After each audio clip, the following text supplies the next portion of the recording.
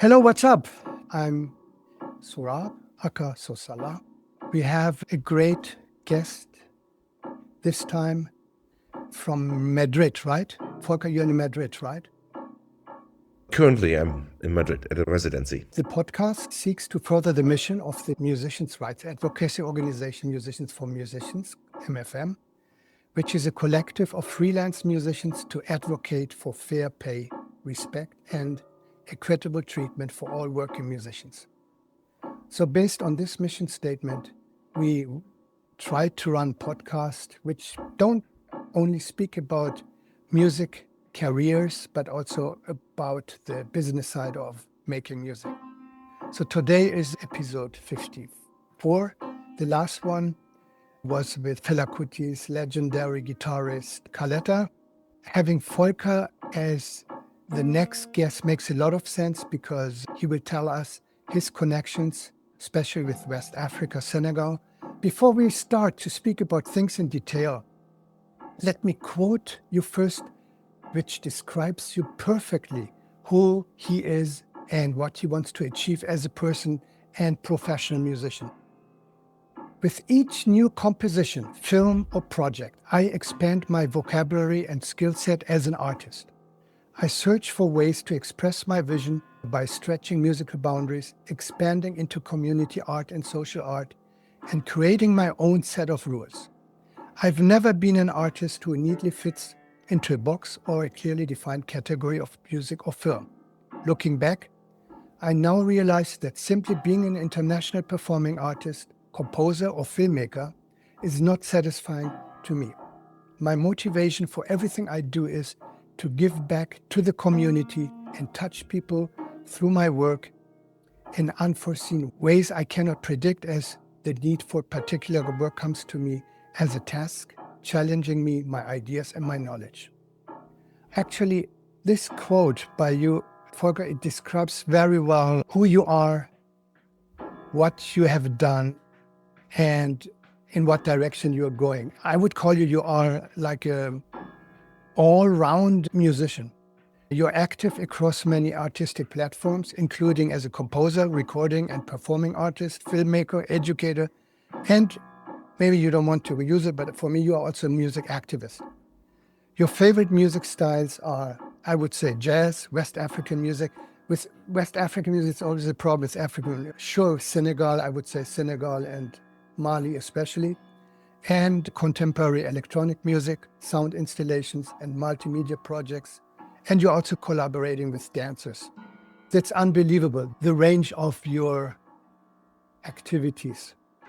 Be a little nasty, as an ex-German, because I think you're an American now, right? German-American, am I right? Yes. Okay. Dual citizenship. Because I called myself for a while Iranian-American, then Persian-American. And since I'm a citizen, I'm in America, I call myself American to make it clear that I'm in America. I pay my taxes and I want my rights protected by the Constitution. And if I say Iranian American, it's not fair because I'm in America, right? So just let's start simply as a German. Now you're an American.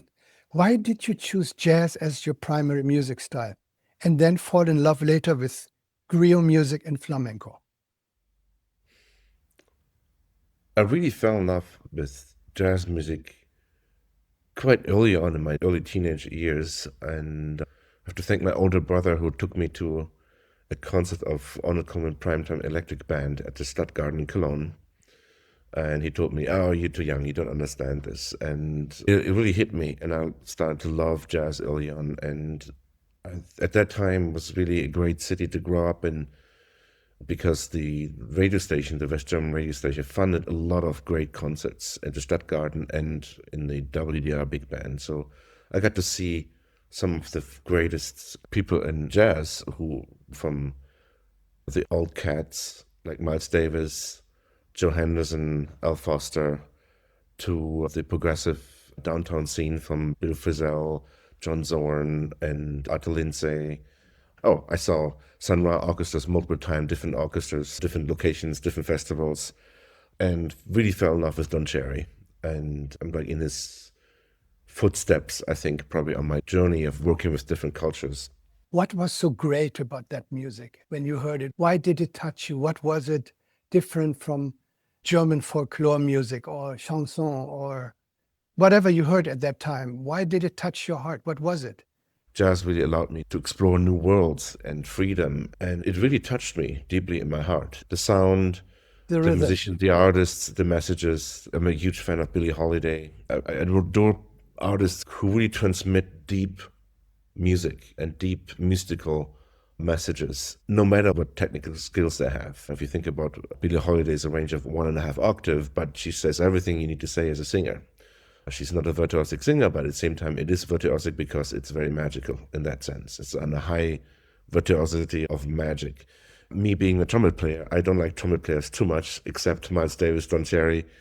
So there's still that aspect in there of my heritage too, or my love for the music, to also try to become limitless on my instrument and to strive for it every day. But it came also in a time where my father got very sick and I lost him when I was 14. And so these concerts to see Miles Davis live, as well as the Japanese Culture Center in Cologne, showed a retrospective of all the Akira Kurosawa movies.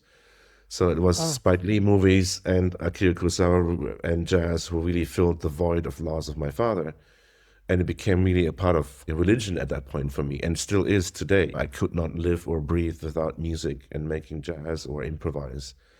It's part of my genes. I can sympathize with you because I started to like jazz when I was in Hamburg. There was the America House, the American House, and they invited many jazz musicians, and especially Gene Lee was there, I remember.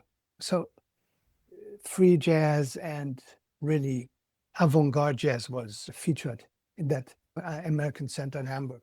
And I don't know why, but I was really touched by the music, by the energy, by the messages, especially the messages. You used the word freedom. When you're in Hamburg, I'm a little older than you, so freedom was something but when you hear other people demanding freedom or dreaming of being free, it really touches your heart, especially when you're very open to this kind of messages. So I can understand this very well. And also the music you couldn't compare it to other music.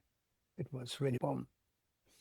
And of course, the culture, I could feel a difference of culture too. Being in a white community in Hamburg and seeing, without sounding like a racist, Black people coming and playing music which is so bluesy, so deep, then of course you get touched by it. Okay, so when did you fall in love then later with West African music like Mandé music, griot music, and then later to flamenco? It's all connected. I had one vinyl of the Manu Dibango Electric Africa album.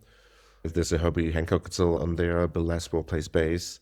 So there's always this connection with Africa, with bands. And there was a great bar in Cologne called Tuba, but it was actually an African bar. It was a place where all the different people from all over Africa would hang out. I went there and I was welcomed because I was probably the only 14-year-old or 13-year-old boy walking into the bar and talking to them. And they were really kind to me and explained the music to me. It was really welcoming. It was a great time. And at the same time, also the festivals in Moers had an African dance night. It's our great festival, bands. You mean the Moers, the avant-garde festival? Back in the 80s, they still had an African dance night. So maybe they do it again. I don't know.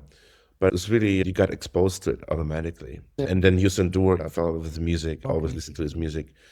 And when I was in conservatory in Cologne, I saw this ad to audition for an African European jazz orchestra in Paris. So I sent in a tape, invited me, and they picked 6 young musicians from different European countries to go to St. Louis, Senegal and play at the jazz festival. So we actually opened for Youssou N'Dour in 2001.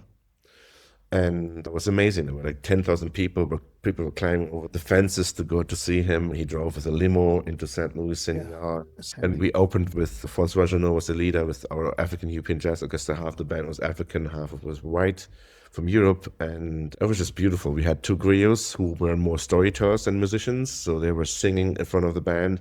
They would just start in the middle of the solo, end wherever they want. No, by the way, even though we rehearsed with... When you say griot, is it the storytellers? Storytellers, they're not singing, right? They're more reciting, right? They were singing at that point with us and rehearsing 3 weeks with us. And it was really funny because they, even though we rehearsed, but we couldn't really communicate, they would just start and end whenever they feel. And there was two, because the first would say something and the second one would repeat it or confirm that this is really true. And the next day, the article talked all about the griots, but not about our band. It was fun locally. It was really funny because they're a very highly respected storyteller. Can you describe what a griot is for our audience? The griot is a cast of musician and storyteller who upkeeps the oral history of West Africa because there was no written language back in the day. So during the independence in the 60s, they started to find a way to write down their own language. So it makes it very unique. And it also makes it closely connected to all our Black culture in the United States. It's connected because the majority of the slaves who came to America came from West Africa during that time. So there's a strong connection from gestures, the way of talking. You can find Mandinka, the language, the music. If you take some traditional song, Bulula, bula, bulila, dida, yuba, bida, buda, bulula. And for me, it's like, okay, that's swing phrasing. So it's just... No classical trumpet player will play boo-wop, but it's because of the tonal language, plus stopping the note, the rhythm, the polyrhythms, the cross rhythms, that's all comes from there. Even though the music feels very different, because the jazz has this very deep blues and church music influence, where I think in Africa it's different, yet there's deep roots connected to jazz. Okay, and I assume that the kora is your favorite instrument, right? So I remember in 1995, this was even before the African Jazz Orchestra, I went on a tour with the Landesjugend Jazz Orchestra, which was a youth big band orchestra, and we traveled to 6 different countries. What was again the name? It's Landesjugend Jazz Orchestra NRW, so it's a North Rhine-Westphalia youth orchestra, big band. And we got to travel to 6 different countries. When we were in Dakar at Ile de Gorée, whereas also the house of slaves with the door where the slaves were transported, even though it was a short time actually in the overall perspective, but it means a lot to the people who all came from Africa.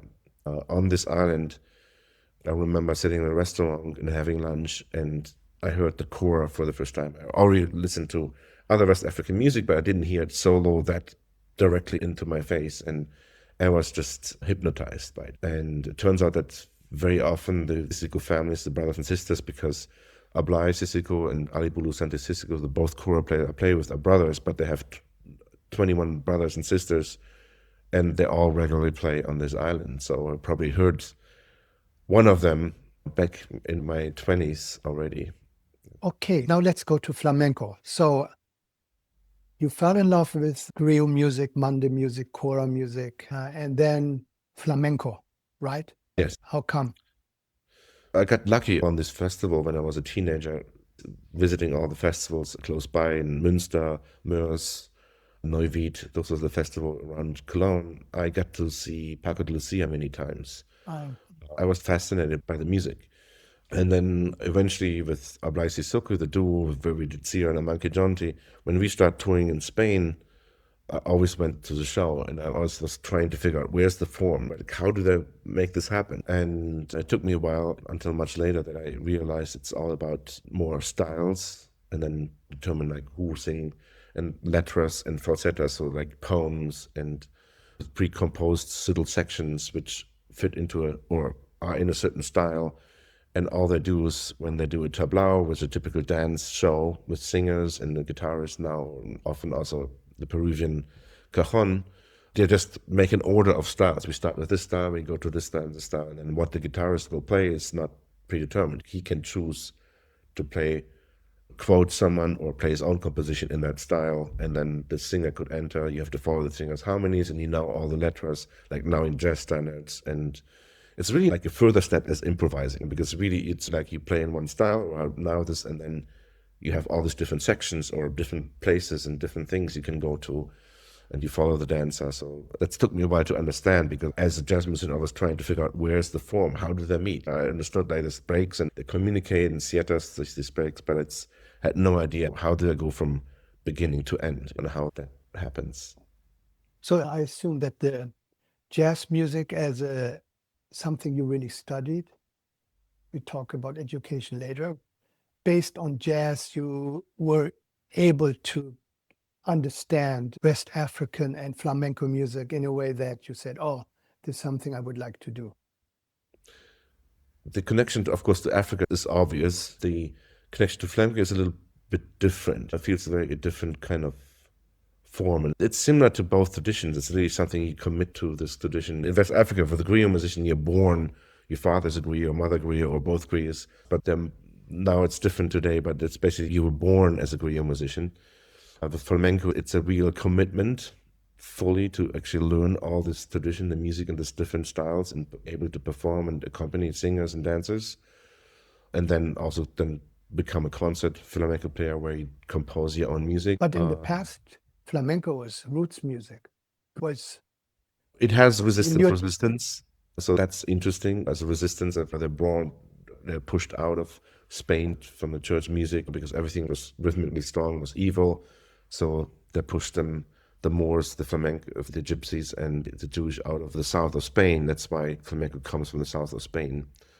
But I love the fierceness of the music and the liveliness and direct communication and being able to improvise so freely and openly and interact with others is really fascinating to me, as well as the scales. Well, I think even now, because he's thinking of Sabar dance, it's very close to flamenco in terms of the feet movements, that rhythm, percussion, and feet movements are so in sync. The funny thing is, in a fete de Sabar, the percussionists get more and more complicated. The griots, that's the actual griot music from specifically Senegal, whereas the Kora music comes more from Senegambia region, but it's the dancers follow the rhythm gets more complicated, and that the dancer loses the rhythm, and when the dancer loses the rhythm, they have to leave the stage. So it's like, and it's also a way of, when school graduation is happening, then the girls are presented to the village, and they dance, and it's a communal event, and it goes on from sometimes 5-6 hours, and the percussion hands, they feel like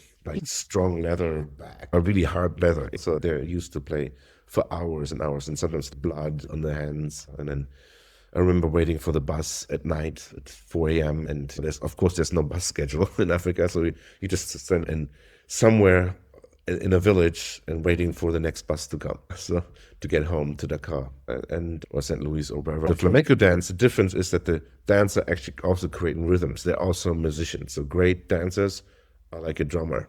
So that's the difference too. They're actually part of the musical whole group. The reason I mentioned you more, the ex-German, is I know how Germans groove, because I was educated and brought up in Germany. So it's like 4/4 or 2 beat. So for you, flamenco and also African music and also Oriental music, where I'm coming from, is 6/8. So I think this 6/8 rhythm for you to feel and play should be a little obstacle, but you could say, okay, I know 3/4, waltz music, right? It's just a little faster. But was this the 6/8 groove in flamenco and in the West Africa, should we say more Senegalese music or Mali music or Mandé music? I'm more, especially in Mandé music. I had guelguis or the percussionists in some songs. I added them in my project, but I have not studied guel music. I transcribed a few percussion parties for a project where I translated to a string quartet the music of the African harp, but I just used it as a rhythm pattern and then harmonized the patterns and the breaks. But I'm not really a specialist on that music per se, because I didn't take lessons or studied it, or didn't tour with someone extensively, like for 14 years with Ablaye.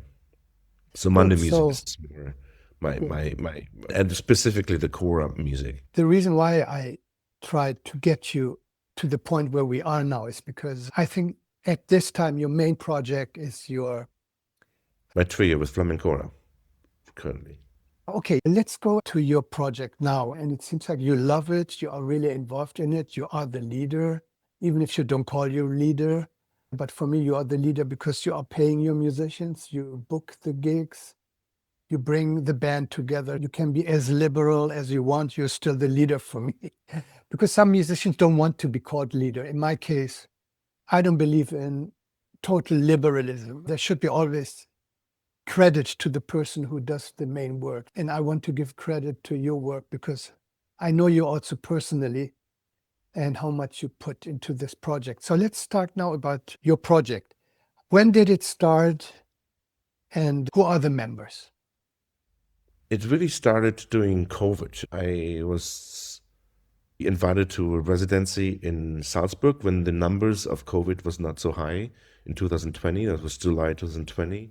And the city of Salzburg decided to actually hold a festival for the independent artists because they didn't cancel the Salzburg Festspiele, which is a huge classical festival. And so they felt like the need to provide resources to independent artists as well, to be fair, during COVID. And because I live in both parts of the world, I was able to pretend I'm going home, attending this residency. And since I was always fascinated by flamenco, I discovered Alejandro Moreno, who is on our first album, now considered one of the best flamenco players here in Madrid. And I was trying to do a duo, similar to my Kora duo with trumpet.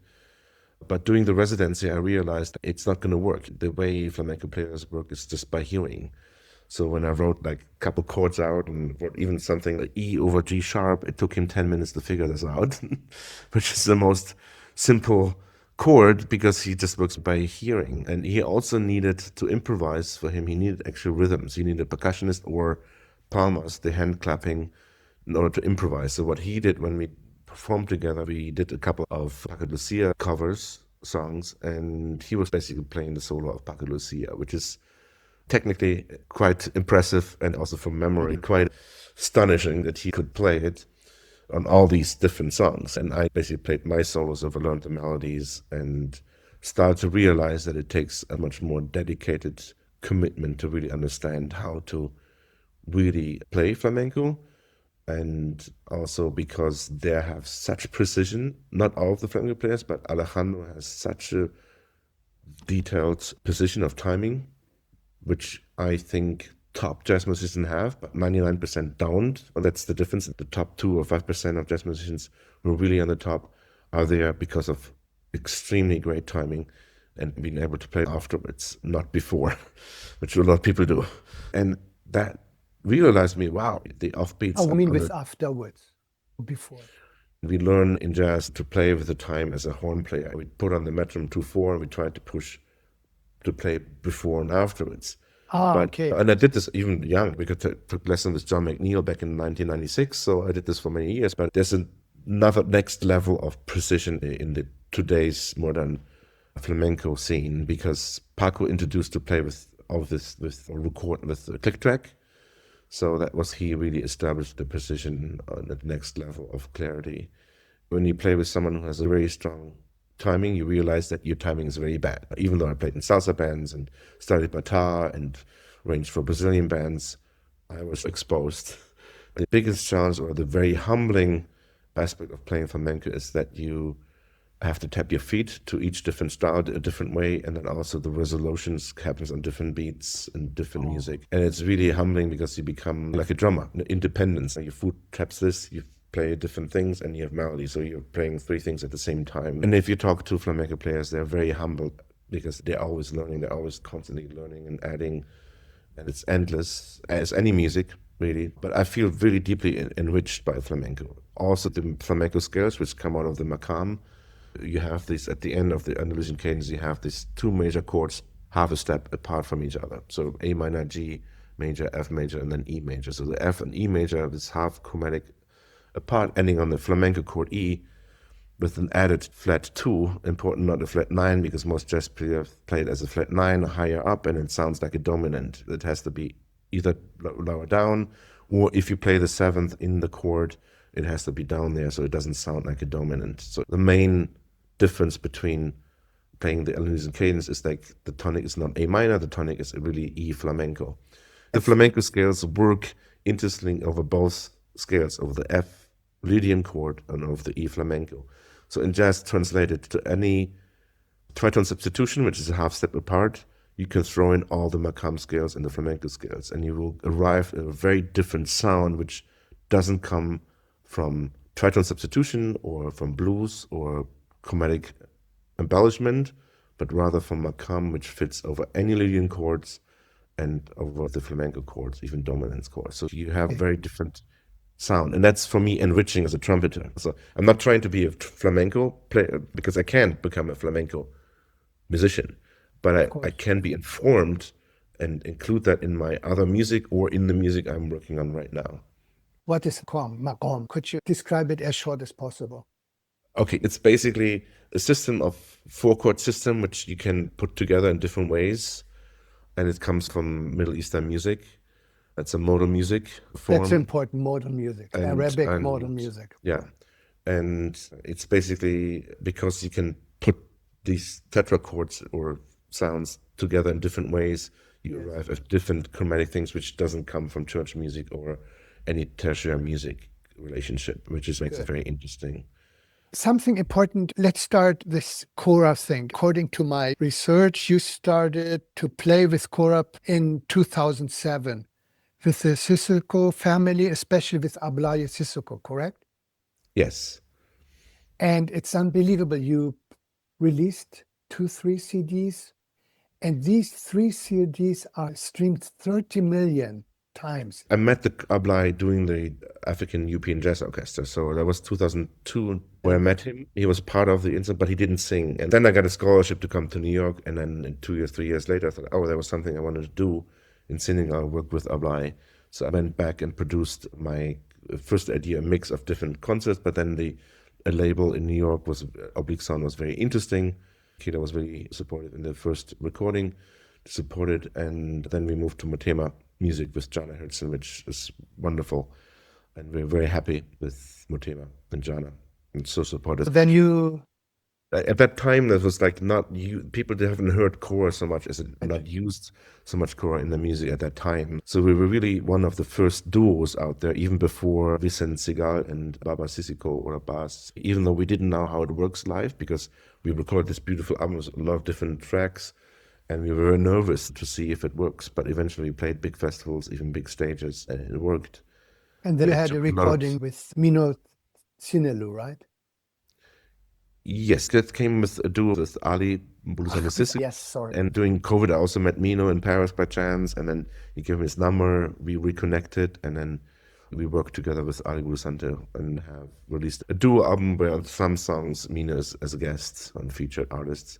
And really, I have to thank him. He's amazing. I grew up, and We Want Miles also was one of the albums which pulled me into jazz, where he's on. I heard it, Gil Evans' Big Band Orchestra live at Sweet Basil, where Mike Mino is playing on, and of course all the Sting records. So it's like there's only 2 percussionists where I have a deep influence in me, and drummer. It's 3 people I really adore most. It's Alvin Jones, Nana Vasconcelos, and Mino Sinelu. I think that's for me is the ones who influenced me early on in my music career. Now it's a good time to play our first track.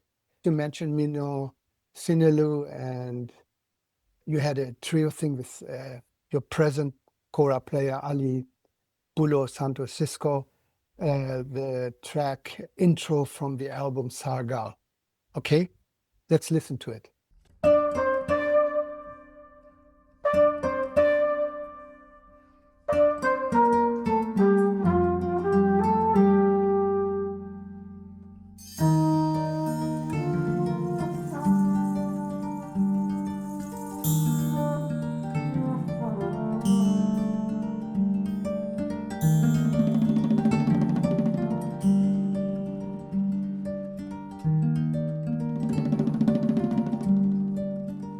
Man bu ma dugg see si kër ga ngeen may siin seen bëñ yi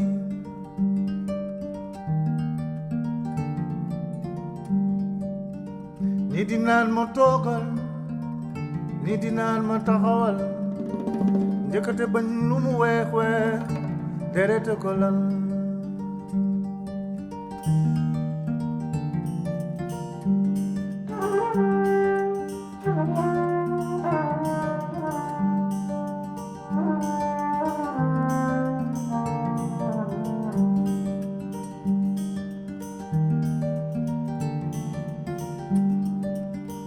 man bu ma dugg see si kër ga ngeen may siin seen bëñ yi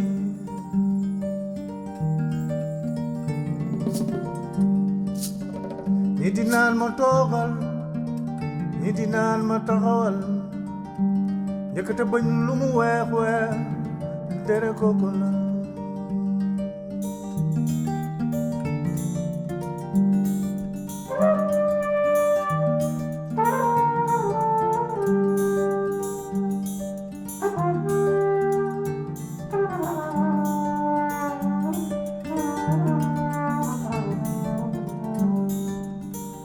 Badia betiata nyontem Badia betiata nyontem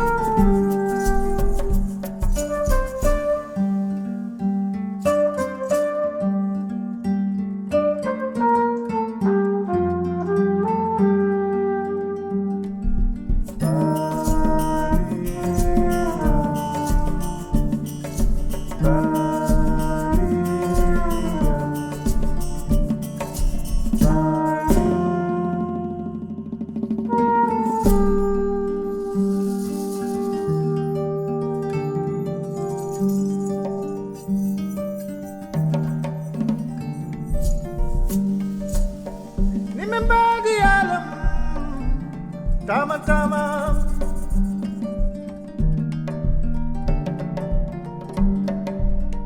Nimembadi alam Tama tama Badia betiata Nyontem Badia betiata Sakaradima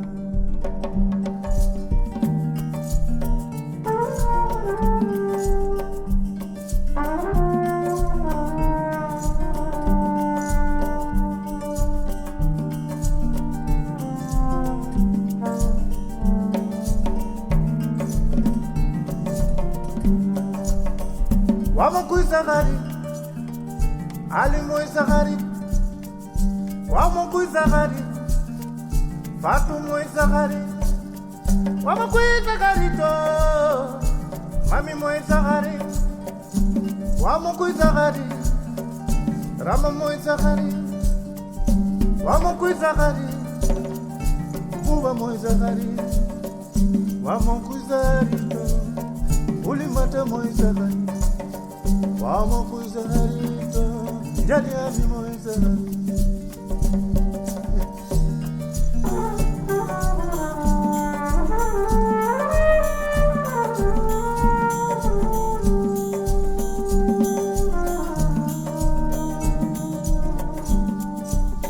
Nimembadi alama, tama tama. Nimembadi alama, tama tama. Badia betiata nyontem Badia betiata sakaradima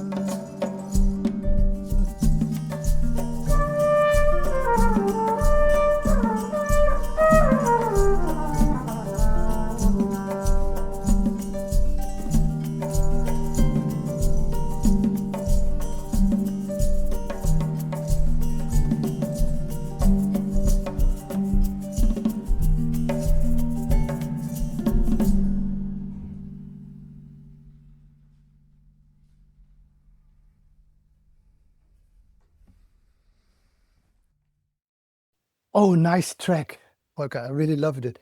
Can you comment to this track? Why did you choose this track for this? As usual, there's a couple of business decisions and artistic decisions. So we recorded 3 pieces on the album with Mino where we also had music videos, which we shot in Senegal.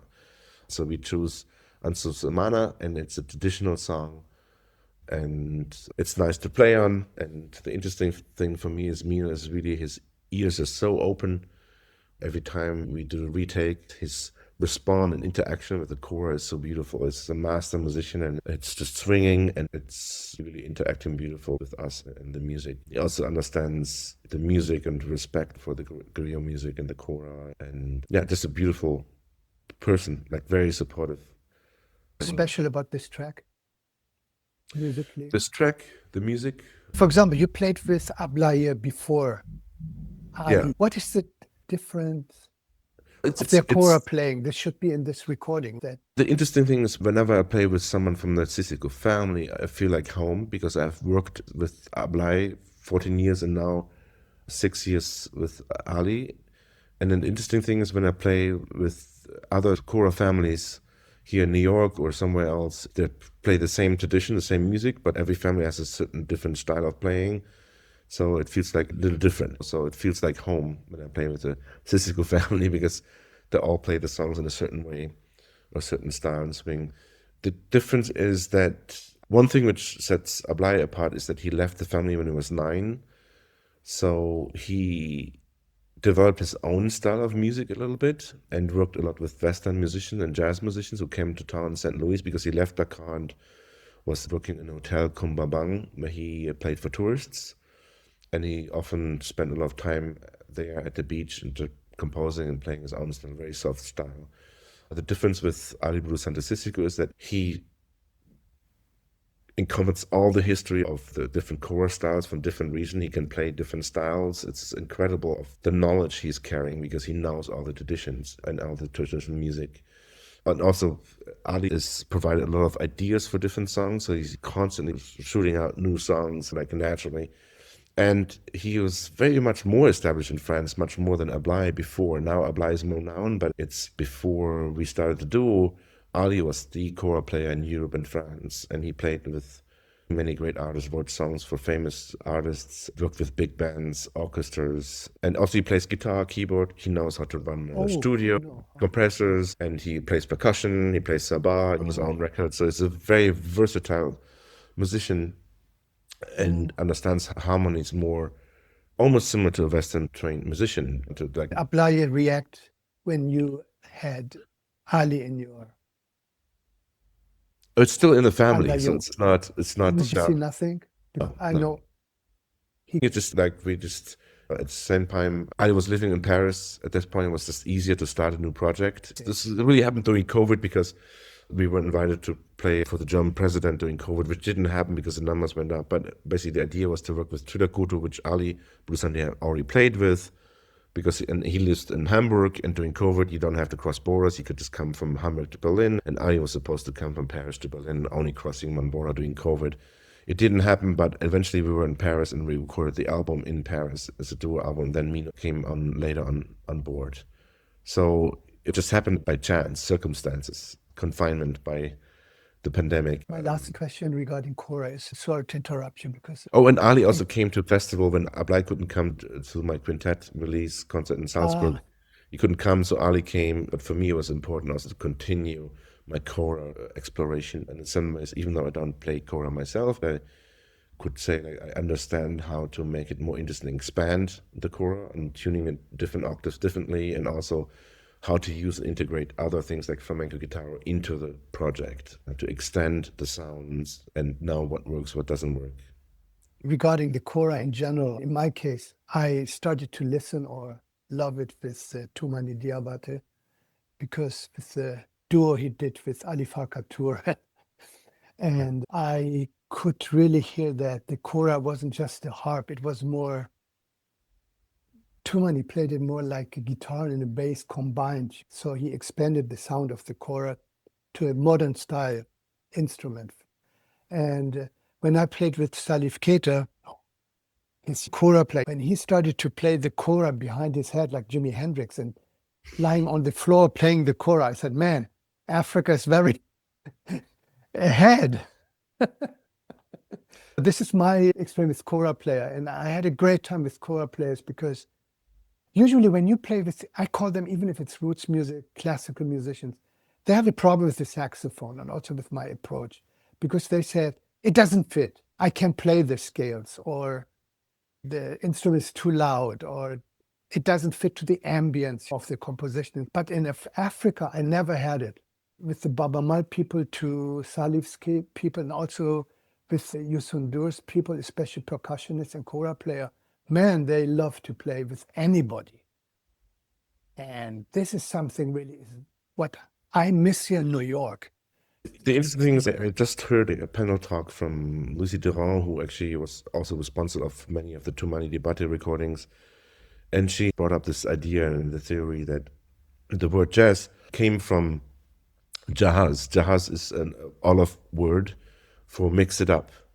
And that's what African groups do all the time. They just mix it up. They mix blues with Mandé music and Kora, and then they mix this up, and then another musician comes, and so that's just part of this. And it's even in jazz, I think we need to do this much more. But sometimes in certain politics and industries draw these lines because of a shrinking music business or whatever reasons. Maybe because of, I think a big reason is probably also fear and separation, creating that America never truly respected jazz as one of the greatest art forms they contribute to the world ever so far, because that's a type of music which never existed before, and it's a language now which is spoken all over the world. You can go to a jazz club and go to a jam session and play with musicians who are Japanese, African, or Syrian, or it doesn't matter where you go, China, Russia, Brazil, it doesn't matter, and we can play together. So that's a very powerful thing. Normally it takes 1,000 years to create a new language.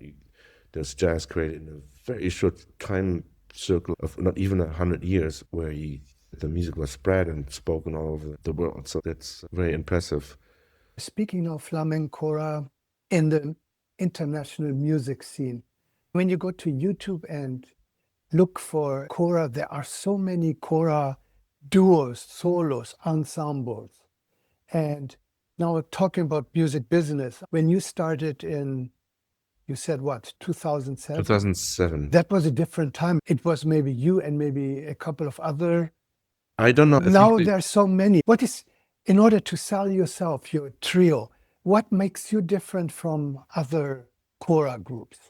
I think when we started the duo, we didn't start to realize that the way the Kora works and the duo worked so beautiful, because the Kora has a built-in bass, ostinato very often, and then accompany and voice. So we were really a quartet as a duo. Okay. And to realize that took us a while. Then they're really extending the forms. Very often if you play traditional music, it's very repetitive, one pattern. So as soon as you break up the pattern and create longer structures and bring in longer harmonics in that key, not one short pattern, that's extended the duo in some sound ways. Then often I made a tune, like if you're in C harmonic minor, let in tune major the bottom and minor in the top. So you can split up the 3 octaves in different ways so that you have different minor scales. Then the other voice is, even though you don't have the note on the Kora, but you can sing a note which then becomes a harmonic note. Like for instance, Long Tongue, I created the outro melody, and he sings a major 7 over, which is a dominant 3rd chord to the minor. So you can extend it that way. Also, the other idea, I used minimalistic music. Oh yeah, we don't have to forget Philip Glass. Philip Glass was working with Kora players and a lot, doing this with like his minimal music. So I've experimented with that as well, building up tone rows and then improvising over it and having a playback where we improvise over it. So I was really trying also to find ways to put something that we are played by and not played by an idea of what we have to do or have to be. So less is more, or maybe it could be open, whatever. But I think my experience of writing for big band and learning at the Be My Jazz Composer Workshop, and also writing for classical strings, orchestras, informed me as a player to think differently how I approached playing with the Kora. The friend, who's the son of Jerry Wexler, Paul Wexler, mentioned the interesting idea that I actually went the other way around. So I tried to learn and study the music in West Africa and respect them and learn them. Very often the musicians from Africa or West Africa adapt to the jazz musicians. So I was trying to work the other way, or going the other way, the opposite direction, making a film and studying the culture and understanding the mystical and the cultural aspect of Kora.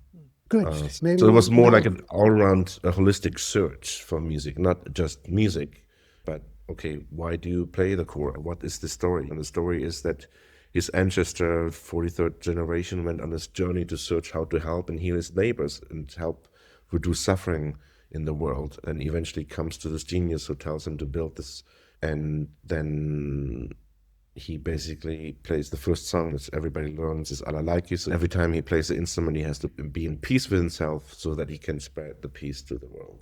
So this transmission is even very important today for Ablaye and Ali. We're on a mission to make music to heal others. Maybe this is now a good time to play another song. You chose Ladje. Ladje. Okay, let's listen. Yeah, shall Sure. we listen? Yes.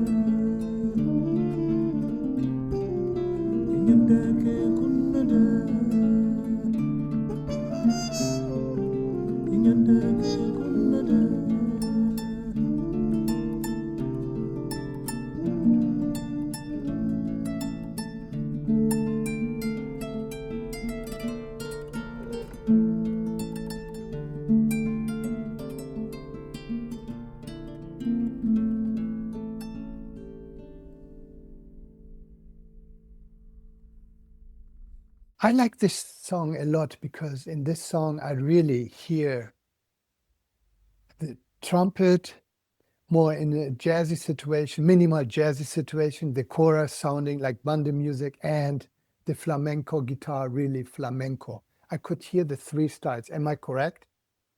Yeah, and then that's the reason, one reason why we chose it as the first song on the CD, is really introduces. We start as a duo with a ballad introduction, and then solo feature for the guitar, and mixing the two overtones, which are really beautiful, enriching each other and playing off each other. The song is about the mirror in the way of what we planned we will receive. So if we act a certain way in life, we will become that. So the seed we set early on in our childhoods or in life, or even later in life, it takes time for them to come out. But if we choose to, hopefully we choose make good choices and set good seeds, and then that will lead to a good life and a fulfilled life and peace, hopefully. Good. Do you think that Flamencora could become a quartet with a drum? Sometimes I could see that happening for certain moments. I would love to, if you had the funding, for instance, to create maybe a show with dancers and have them clap the palmers and have rhythm that way. In the duo session, I always love the freedom of the less people you have on stage, the more freedom you have to go in different directions, determine where we go. You can't do this with an orchestra. That you start by saying, see, that's what happens, how long we play this part, and then when we go this part, it would be very difficult to direct. You would have to conduct or have to music pre-notated. And so the beauty is that we can play with the time. You can slow down, you can speed up, you can stop, start, stop. In the trio, I could see it's already much, much harder to control or go in different directions, because it's already, you have to communicate with others, and then the people have different interests. One has an idea, the other has an idea. Then there's the language barriers, and I have to speak, of course, native German, English, and French, and so we always have to communicate. And then it's important in this project, like how you speak to others, because the cultural understanding of how people receive what you're saying.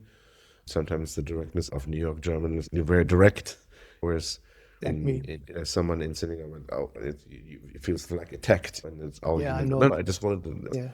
I want to change this one chord, or the inversion. I want a different inversion on this chord, but then it's, oh, you don't like my bridge. So all these things happen in this project. But usually it's a lot of fun. And even with all the difficulties and distances, when we come together, we're really together, and we have time and love spend time together. And that's really beautiful and unique. And it's a very different way of working than, for instance, in New York, where you call someone up and you have rehearsals, time clocked, you leave and go on, and then have next. And this is really...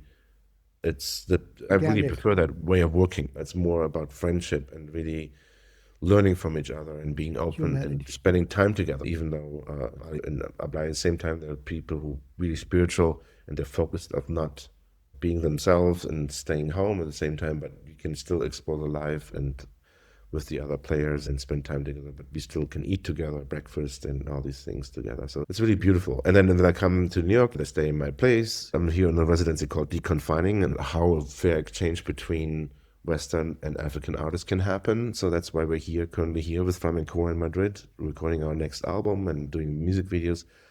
I'm trying to open doors, and our show was sold out within 20 minutes here in Madrid. I've been doing this now for 14 years, and I have the same obstacles with the duo that I have now in Flamencora, plus Ukraine war and Putin, which cuts all the cultural funding here in Europe. So my way, even though I'm always based in New York, my idea was I'm going to enter the music business higher. I can book better concerts in Europe, higher pay, and that's how I survive, instead of trying to do the Manhattan hassle, bad pays gig or no money or things. I was trying to enter it on a high level, and it worked really well for the duo. And we, after 5 years booking it myself, we got an agency and we got really busy. I was making middle-class income, but that today seems very difficult.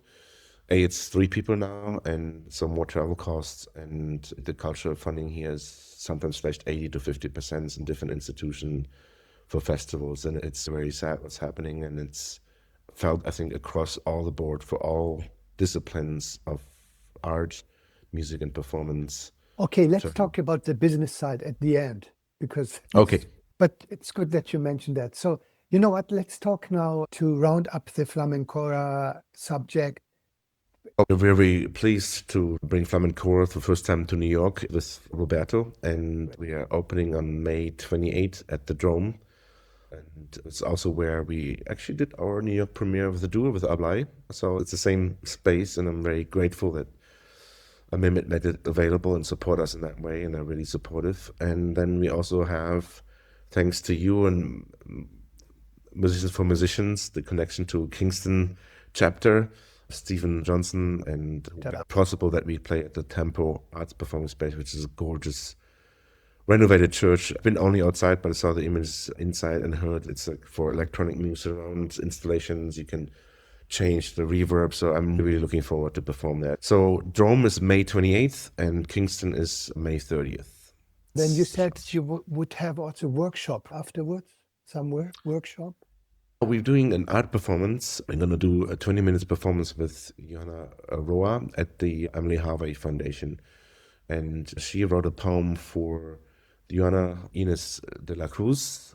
She is a nun who lived in Mexico, and as a woman was not allowed to be an intellectual. So she wanted to be an intellectual and write and compose music, and society didn't allow her to be that. And that's why she became a nun. And there's a lot of music using her poems, but we found one song she composed, so we do the little intro, and then Cristina Soleil, a very prominent flamenco singer, took a traditional sieta melody and put her poem to that setting, and we accompany her as flamenco. And in the Sigiriya moment, the piece, I think we are always enriched if you think a little bit out of the box. Sometimes we have to force ourselves, or luckily it came from outside. Like I've never thought about that person and her confinement as a woman, not being allowed to be an intellectual. And it's a funny poem. She asks in the poem, what it would have been if Aristotle would have to cook the meals for himself? What change of history would we have? And it's a really beautiful story of a woman freeing her mind, really, and deconfining herself and being able to do what she has to do, because that's who she is and that's what she has to do. Okay, then let's go to another aspect of your career. You're also a filmmaker. And you mentioned before you did a documentary in 2012 called Griot. Yes.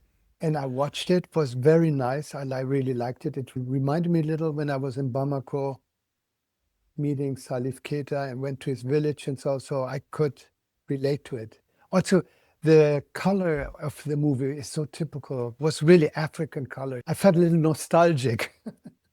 You did another movie called Displaced. When I saw that movie, I found, man, Volker is not just a musician, he's also somebody who cares for his community. And you documented homeless people in Staten Island, right? So these two movies feature you not just a musician, but therefore I want to call you also a music activist. When the music becomes like what you do, more political, social, cultural, impacted performances, then I really get interested in somebody's music, in your case especially, because I can learn things from your film, from your music. I'm also surprised about things I don't know, right? When you did these two movies, you have done many more movies, by the way. How do you feel as a filmmaker? I slipped into the role. It was the discovery of the griot culture. I had no idea growing up in Germany that there was no written language in West Africa, and that's how improvisation is so critical part in the living history, which is changed by depending on who's the audience or what is important at the moment and how it functions, and the relationship between black culture. So I wanted to share this discovery, but also wanted to share something about Africa which is positive. We always have these films about these terrible things, war or like things in Africa which happen all the time because it's a country with the most resources. And I wanted to film to make not about the negative things, but about, look what we have here. There's such a rich culture and music and a vibrancy, and I wanted to share that with the world. That's why I made it. It's my first film, was a music documentary, it was a feature film, which was crazy to do a feature film right from the start. I had to learn. You mean Griot, right? So it took me 5 years to make. Eventually, After many applications and learning how to write grants, I learned that process doing the filmmaking. I learned about music grants, which helped me in that way too, to get to access current funding for my music projects. And eventually bring like Sam Pollard, who edited most of Spike Lee's documentaries. And then when I started documentary filmmaking, his name was mentioned. I loved Spike Lee's movies, so there was always, I thought, African American, they must be interested in this film. And he came on board. It was wonderful. Leslie Mulkey was the scriptwriter. He took over the research part of the project. We applied many times to National Endowment for the Humanities, but then we heard we have to play 4 times, but we already played 2 times. I don't have the time, the finances to wait 2 more years. I already spent 4 or 5 years on this project. And so we decided to do our own film and got started. And Victor Kunasik who's the editor of the film, who taught me editing with this film. And he has trained many of the great local New York-based creative editors, because there's editors who can create by a script, and there's editors who are creative and can create a story with the material they see and have, which takes a lot of time. So an abstract film like Griot is something which takes 6 to 8 months to edit, because that's just what it takes. So we have 110 hours of footage. I probably saw it 5 times, the 6 times, which is 600 hours, and you can calculate it's probably, I don't know, half a year of just watching the same thing over and over again and transcribing. And my French was not that good at that time. I get much better thanks to the filmmaking and touring so much in France. And I worked 14 hours a day to make this film with Victor. He taught me how to edit, and then I gave me homework. Next day he came back, I did everything he told me, and I learned how to select, how to assembly, how to edit scenes. And still, I'm not such a great, to be honest, storyteller as a filmmaker. So I'm mainly a musician. I'm also... The images you used in this were great. The way you choose the images, the color and the music. But it's also it was great to see Randy Weston, because I know Randy Weston very well. Yeah. So for me, I liked it. And actually, our audience can watch all these documentaries on your website, right? Yes, the website. Also in the United States, you YouTube, can... No, yes, the Griot film is available on Prime. Oh, Prime, okay. Yeah. Good. But the Homeless movie is available online for free, yes, because the prime purpose is to share it with as many people as possible. Maybe we can give a code to our members. Yes, absolutely. Okay. Yeah, you can send out the link in one email, it's no problem. So we know you are a musician, you're a filmmaker, you're of course a composer. Let's talk about some of your teachers. One really was striking was Markus Stockhausen, Karl-Heinz Stockhausen's son. He was your trumpet player at the Hochschule für Musik Köln. What did he teach you? What did you learn from him? The important thing is it was really a master-student relationship. And even though he was offered the professorship position twice, he rejected it because he couldn't fit into this conservatory teaching model.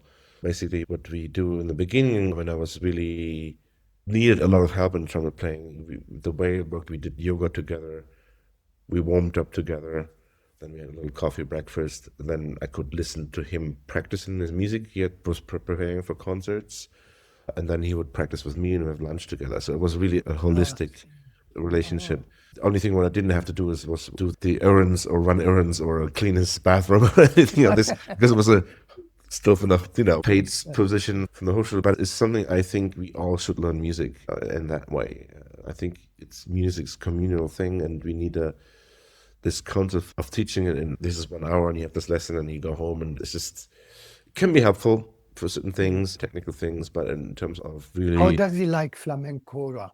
Oh, I've never asked him, but he loves my music. It's like we stay in contact. I ask my questions. Maybe I'm closer to death than you, but I like to know, especially people who were close to me. So I asked even Ornette what he thinks about my saxophone and so on. Actually, when he told me listening to my saxophone, to my music, he was like a mirror. So if you don't ask your maestro... It was a closer relationship to that aspect. And interesting enough, maybe the sound engineer would have done it anyway, but I had the Kora and the guitar mixed the center stereo, but basically by separating right and left, you can clearer to distinguish who's playing what, because they're very similar in sound, but yet very different in overtone structure. Yeah, he loved it. He's very encouraged. And I think that we now, the second album, especially the residency here at the Goethe Institute in Madrid, really helped us to really create a new kind of group sound, because the music we're doing is neither of all of these things. It's neither jazz, it's neither flamenco, it's neither Mandé music, or it's really our own music with our own text and messages. Mostly originals. We do sometimes we do traditionals, but we add then some kind of new section to it, which then makes it a little bit unique or stretches the tradition. But mostly it's original music. Even in the duo, I think it was very important that I already wrote a classical piece and a big band album record and a quintet record, even though it came out later. But I had that experience before I worked with the duo, and I think as a player I was thinking more as like colors and blending than if I would have been just a trumpet player. So I was thinking about, I painted when I was young, so I was thinking like, oh, this is like an impressionistic painting, so I just played colors, adding to what a bath of music. We did the tone roll music with the Kora, that's called. But when I listened to Markus Stockhausen, I could hear your trumpet in his playing, or the other way. He has a big influence of me, So yes. One thing is for me important is authenticity, and I felt when I studied with Bata, was someone who lived 15 years in Bata, came back to Germany. I felt when I started with him, this is authentic. When I worked with a Brazilian band, it was a Brazilian rhythm section. It felt authentic. And Markus is authentic too, because he's such a serious classical musician. He got offered the odd job as a Berlin Philharmonic when he was 25, turning it down because it was too confined for him. And being such a great improviser and playing jazz and playing with the oud player from Tunisia, quarter-tone, flugelhorn, back even in the 80s. So it's huge influence. Who I really like to hear a little more is about Enrique Vargas. Enrique Vargas. It's an interesting character. He's changed his name a couple of times, but the reason he's like a little genius teacher. A flamenco teacher in Madrid and was yes, but he was also Paco. in New York, and he's changed his name. He has a Russian name. He grew up in Russia. He was one of the Spanish families who was put in Russia to the States, studying jazz with Les Paul for 10 years, and I was also a friend with Miles Davis, and then moved back to Spain and became close friends with Paco Lucia and Tomatito and Vicente. And he's really here in Madrid a specialist for Paco Lucia. He transcribed for the Paco Lucia Foundation, I think, as well. And people was he his teacher as well?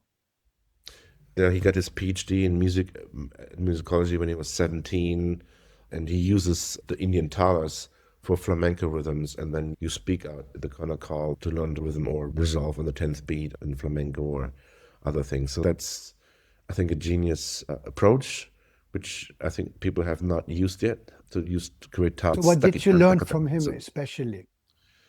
I redefined my rhythm through Konakol using the Indian system. The problem is if you want to learn complex rhythms, they're mostly oral. In South Spain, Africa, Brazil, jazz in the States. And the only culture who has a written system developed to speak polyrhythm, feel polyrhythm in your body is the Indians in India. They have done it for many thousands of years, and it's a very simple way to do 4/3 to this. So like you can easily figure 4 against 3 with the metronome. I think every musician should learn this because it's so high of value, because you really feel your feet and your body experience one rhythm and then you express another polyrhythm against it.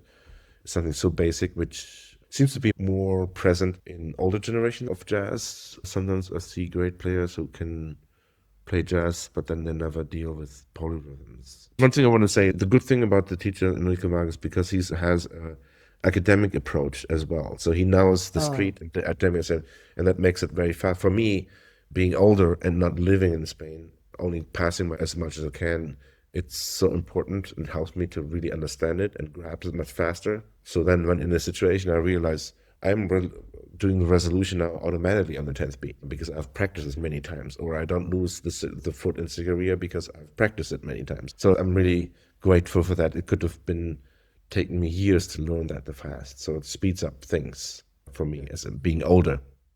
The last big thing I wanted to talk with you is about you as a musician.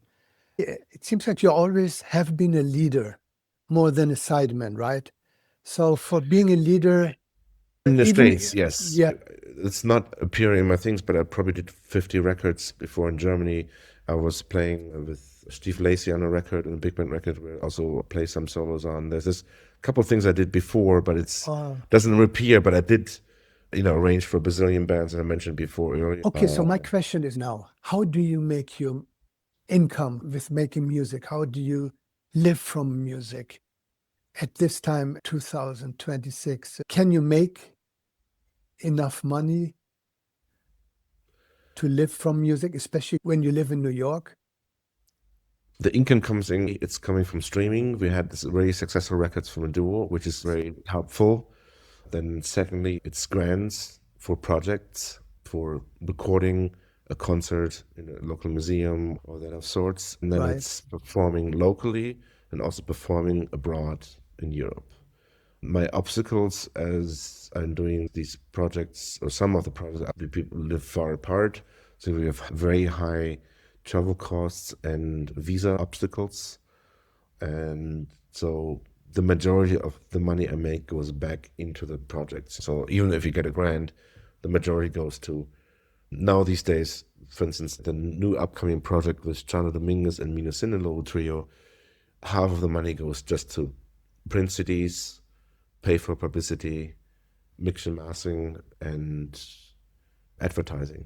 So because the companies now, they want you to come with a full package, everything ready, from music videos to license. They can't take the risk anymore because the money is not coming back from streaming as it used to be. Like back in 10 years back, early we sold 10,000 CDs in 6 months in France. That was real money coming back to the distributor, kept people alive working in the stores and etc. and going and eventually arriving at the label. And since we share the profits as I'm producing it, then that's the way it worked. But now the money much less, but still yet, because we had this successful records, there's a decent amount of money coming back. Not much, but it's basically like a regular grant money you get. But it's, most of them goes back into paying publicity for the next album or whatever. So my question is now very direct, because I'm suffering this question, and all MFM members and all musicians. To have a decent life in New York, paying your rent, good education for your kid, you must make annually $125,000. Yes, I agree to that, but I don't make that. Okay, so how do you balance? How do you get the balance in order to stay in New York, to get Flamencora to New York, do the releases, do whatever you do? So first of all, my wife's parents are nearby. So when I travel for many weeks, there are grandparents who support me in that way, that they can help taking care of our child. My wife is a deputy director of a nonprofit, so she's making good income. We were lucky to buy a co-op, which was cheaper than renting in Brooklyn on Staten Island, right by the ferry, with beautiful water views. So there's a couple of lucky decisions we made along the way, which allows us to live in a very simple but good way. I have healthcare because my wife works full time. So those are the reasons. And I was able to make the down payment and the renovation of the apartment because I was doing really well back in 20 years ago or something. So that has changed. So, and this has changed for many people, especially after the pandemic. Very few got pushed up to the high top and are doing really well. There's very famous musicians who are not getting enough work, who used to have a lot of touring work. So it's a combination. So how do you look into the future for yourself? What needs to be done? What do you think must change? I think we have this part of the CMA grant I just got for the release because I released a lot of collaborative works with Guy Klosevic and the trio. And now this is a work which my last jazz record, really, where I composed all the music, was 2017, I think. And I did big band, quintet, everything. So now this trio with Chano Dominguez and Mino features mostly my music, and with flamenco jazz compositions and other compositions outside the flamenco realm. I hope that will establish me in the jazz world, because they can't put me now, oh, this is the world music trumpeter, or he just does that. And that it helps me to establish as a serious jazz artist now, working with the top in the field. Also, the future for me is also to try to create this authentic project locally in New York as well. So maybe I can come up with a project where I find authentic musicians, because one thing of Flamencora, the duo, was so unique or makes it so unique because we have a Brazilian flamenco player. Where can I find a Brazilian flamenco player who brings the African Brazilian experience to flamenco and has this rhythmic knowledge and can put it into a project? New York is a melting pot. You have all these musicians, but the question of authenticity, where you can actually live to be a real flamenco player, is the question. For me, what I wanted to say is part of this CMA grant was an acceleration program, and there was a very interesting aspect of sustainability. And the question is like, how can you do it again without any support or funding? So that's the questions you have to ask. Exactly. So my hope is in the future that I have been also in the past a little bit unlucky that every time I started a project with a local quartet or quintet, that the musician all of a sudden started to play with Vijay Iyer or other chicaria and then moved to other outside of town or to Berlin. You know, now the Senegalese percussionist lives in Los Angeles, the bass player has moved to Brazil. So it's every time I try to be, or that's why I also search for the local project, the homeless project, or the other project, a VR project about the unique place of death, about the mass grave in New York City, was trying to build projects which are locally based, you know, and because I didn't grow up here, I don't have my family, I have to build the family. And I built it with Mino, and I'm looking forward to build it with more serious musicians. You are now a member of MFM, right? Yes. So what does it tell you about? Community is very important. And I can't thank you enough, Sohrab, for making so many things possible. We have the concert at Tempo in Kingston now, thanks to you. You already invited me to your projects. I met other great musicians, and Stephen Johnson invited me to play in his group, this bossa group up in Kingston, and was like, hey, I would love to hear your sound there. So it's really about community, and MFM really helps me to do that, you know, and be more connected. And if I need help or advice, I can always come there, and that's great. Or the opportunity to share the stage, even for a short moment, with Arturo Ferro or Joe Levana was an amazing experience. Yeah. It's building these connections. So actually, you don't have to thank, because this is what MFM is about. That it's not a very big organization of hundreds of members. It's under 100, but we like to help each other, act collectively.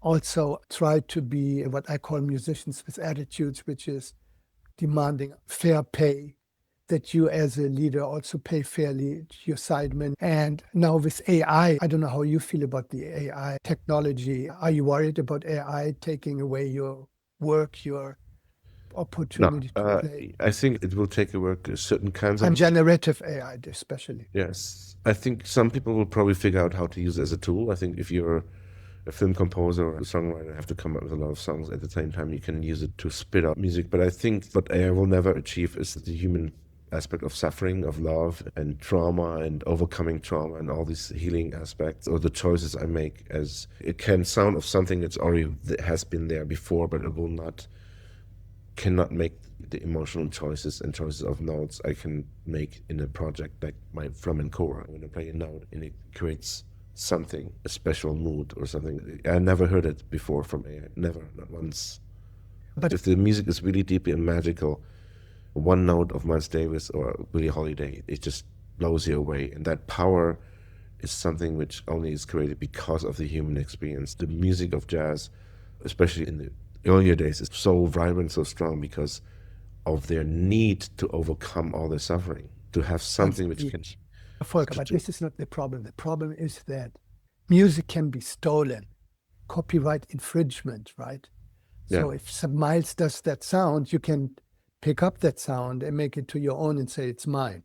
So that's the problem with AI, that you can steal copyright ownership so easily through a technology. And this is something we have to fight as a group of people.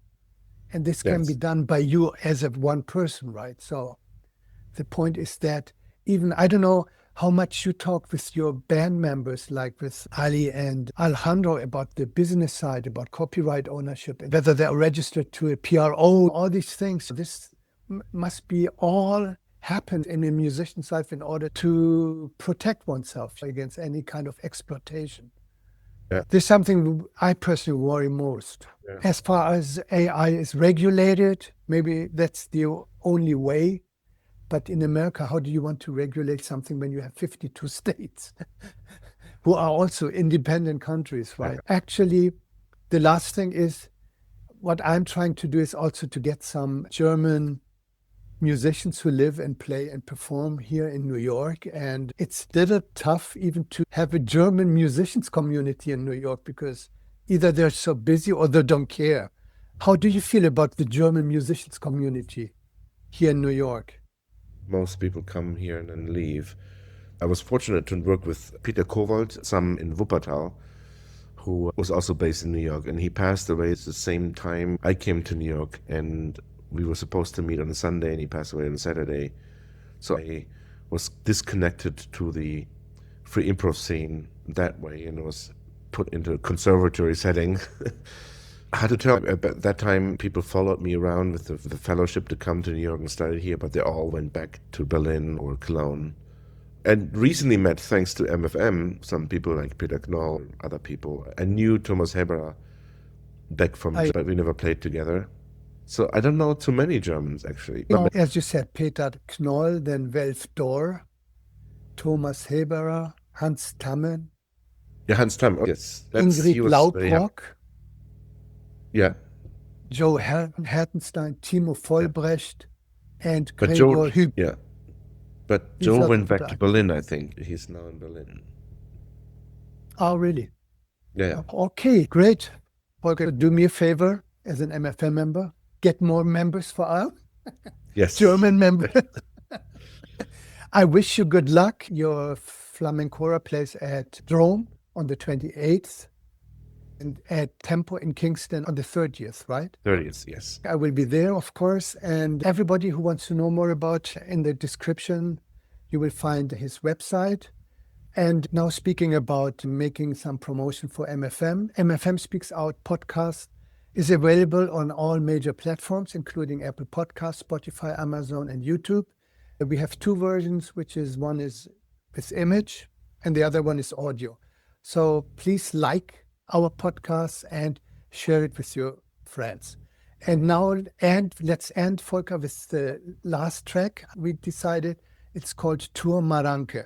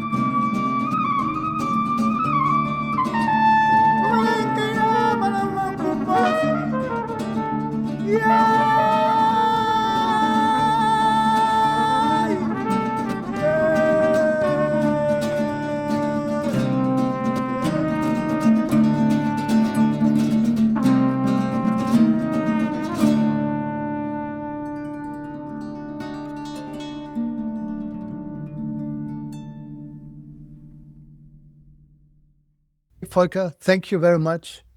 We are professionals and are essential workers, as important as doctors or therapists or dentists. If you think about what's going on in the world, we cut cultural funding because of the wars, but what we actually need is culture at these moments. Where our societies break apart and we have these wars, we actually need culture to calm our minds, to be peaceful and create peace. So instead of actually investing in culture, we're investing in tanks, in missiles. And what we actually need is culture to turn it around, because the direction we are going with the algorithms and driving us further and further apart is so dangerous and it's illogical. And we musicians are part of the culture and should. So what we do is important. No matter how hard and difficult it is, we need to continue doing what we're doing because it's very important. Okay, Volker. Wish you good luck as a musician. Thank you. Thank you very much for having me. As a music activist, please continue the good work you have done. Thank you. Love you. Bye-bye.